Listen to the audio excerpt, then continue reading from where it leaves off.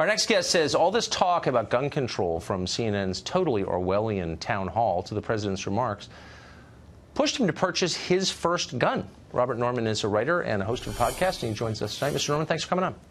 Thank you for having me, Tucker. So I wanted to talk to you, not because I thought your piece, I thought it was great, but not because it was unique, because I suspect it isn't unique. That's kind of the point. I think there are probably a bunch of people who had the same reaction that you did.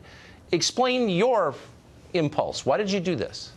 Yeah, you're right. I mean, there aren't a lot of people who, there's a lot of people who reacted the same way, but my impulse when I wrote the piece was that I was seeing this argument go on and seeing the town hall, seeing everything happening on CNN, and the reactions both during it and after. No one was really talking about the issue from really a complex point of view. No one was admitting on either side that this isn't a simple issue. This isn't a simple problem.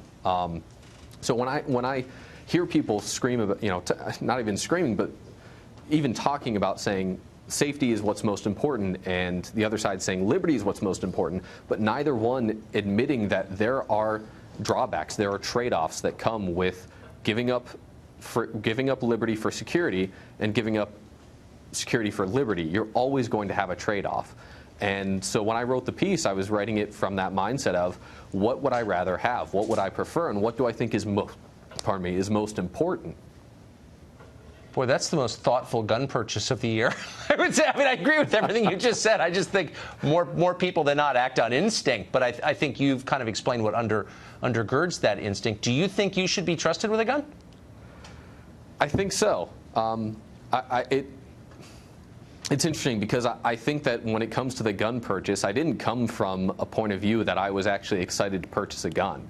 I'm actually, as I write in my piece, I plan on training I plan on getting training. I plan on making sure that I take it as a responsibility because I view it as a duty. That's something that we don't really talk about, especially as civilians living in a country that's founded upon liberty, but it's a duty to carry it. And I definitely know that I don't plan on carrying it until I know that I can actually protect myself and protect others and not be a greater danger to others. I think you speak for a lot of gun owners, and I mean there are people who have guns who shouldn't, probably a lot of them, but all the gun owners I know are very, very focused on safety and responsibility. So once you are trained, what do you plan to do with it? I've thought about getting a concealed carry license. I've thought about potentially doing open carry. Really the key thing for me is just knowing that at the very least I should know how a gun functions, how to act around a gun, how to handle myself. Yes. I've actually gone through safety drills. When there's an open shooter drill, I've done those drills. I've been told and I learn and I understand that you run, you hide, and if all else fails, then you fight. But I think the same thing goes with guns. Is I don't view it as a necessarily in a light gift. I don't think it's right. Something... No. The guns are heavy. There's a heavy burden attached. I wish we had a gun control advocate on right now with you to explain why, after everything you've said, you still shouldn't be allowed to have a gun. It would be interesting to hear their perspective on that. Robert, thank you for coming on. That was really interesting. Thank you, Tucker.